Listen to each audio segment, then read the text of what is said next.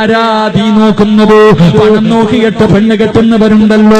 പഠിച്ചവര് കോടീശ്വരന്റെ മകളുടെ പണം നോക്കിയിട്ട് വിവാഹം കഴിക്കുന്ന ചെറുപ്പക്കാരുണ്ടല്ലോ.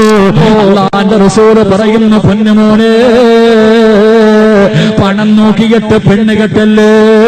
അതാ നിന്റെ ഭാര്യകതാ കോടീശ്വരന്റെ മകളാണെന്ന് കരുതിയിട്ട് പണം മാത്രം മതിയെന്ന് പറഞ്ഞിട്ട് അവള് ഒളിച്ചോടിയവളാകട്ടെ, ഒന്ന് പെറ്റവളാകട്ടെ, അവളെ ഒന്ന് കെട്ടിച്ചതാകട്ടെ, ഒന്നും നോക്കണ്ട, പണം മാത്രം മതിയെന്ന് പറഞ്ഞു പണക്കാരന്റെ മക്കളെ കെട്ടാൻ നെട്ടോട്ടമോടുന്ന ചെറുപ്പക്കാരാ.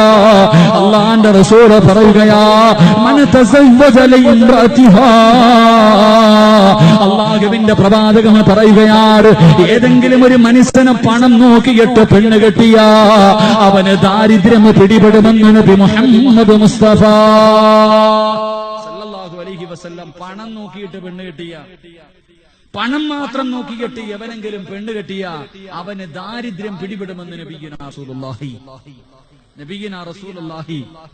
രണ്ട്, സൗന്ദര്യം നോക്കിയിട്ട് കെട്ടും.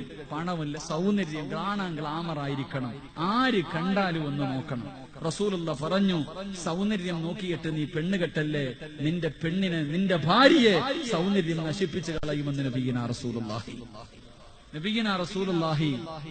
സൗന്ദര്യം കൂടി കഴിയുമ്പോ ഒരിക്കലും ആണുങ്ങൾ ഭർത്താക്കന്മാര് ഭാര്യമാരോട് പറയാൻ പാടില്ല, എന്നെക്കാളും സൗന്ദര്യം നിനക്കുണ്ടെന്ന്.